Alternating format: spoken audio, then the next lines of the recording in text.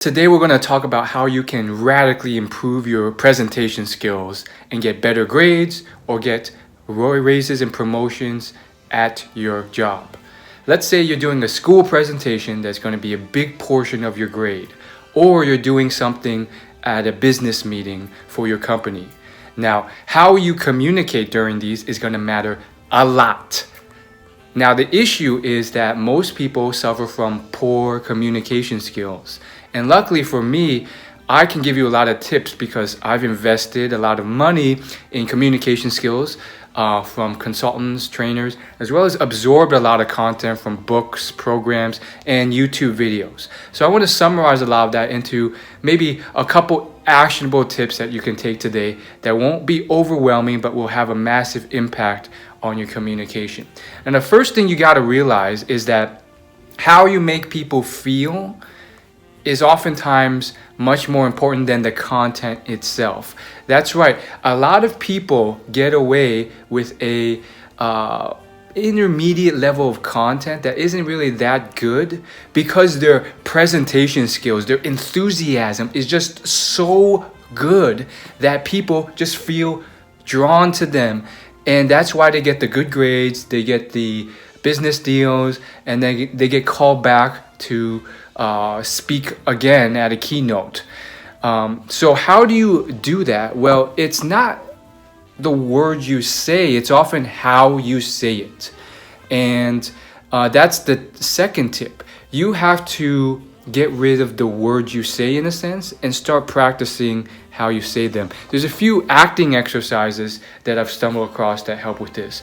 There's one where you're literally doing a drill with another person where all you can say is some imaginary word, maybe it's a flubber or something, but you're basically having a whole conversation with just that word.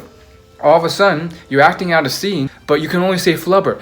And that really gives you a sense of how it's how you enunciate, it's how you give the rhythm of what you say, the tone, the volume. You can be soft, flubber, flubber, flubber, or loud, flubber, flubber, flubber. And it still conveys a lot of emotion and energy and intent on what you're getting across. So then it comes into affect body language. See, most people, especially since they're always on the computer or their phone, they're kind of stuck with body language. They're not very effective. They're not very socially intelligent. You have to really understand how to use your body language. We're talking facial expressions, how you smile, how you speak, how your eyes look, but not just your face. We're talking everything. How you gesture. Is it like this with your hand? Like this? Is it like this? Is your arm in your pocket? Is it crossed? Is your torso facing them? Your feet, your legs, everything makes a difference. How you move across the room or if you stay in one spot. So now you have all this non-content, non-visual stuff. I think the last big piece is to practice. Practice by making YouTube videos so you can record and see yourself and analyze. And most importantly, practice in a way that has actual real-time honest feedback. I think one of the best ways is to do a lot of video recordings like this, and then get feedback from people who are good at it, because you have blind spots that you will not be able to tell.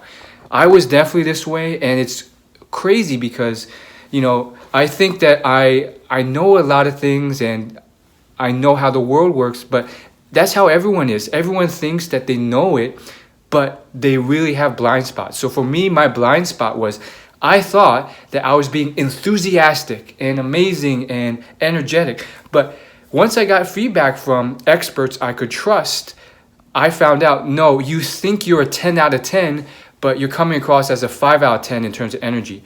So I learned that I need to ramp it up, because to them, that's just a normal level of energy. And my blind spot, my perception was off because I thought I was going a 10 out of 10. Nope, my energy is still at a 5 out of 10. And so for me, I have to overcompensate just to get to normal. And I had no idea about that. I didn't even believe them at first when they said it. So to get those blind spots, to get that stuff, you need to find people, socially intelligent people, to give you feedback. It doesn't have to be someone like a coach that you paid money for. Now, if you can afford that, great. I offer coaching as well if you reach out to me via email or my website.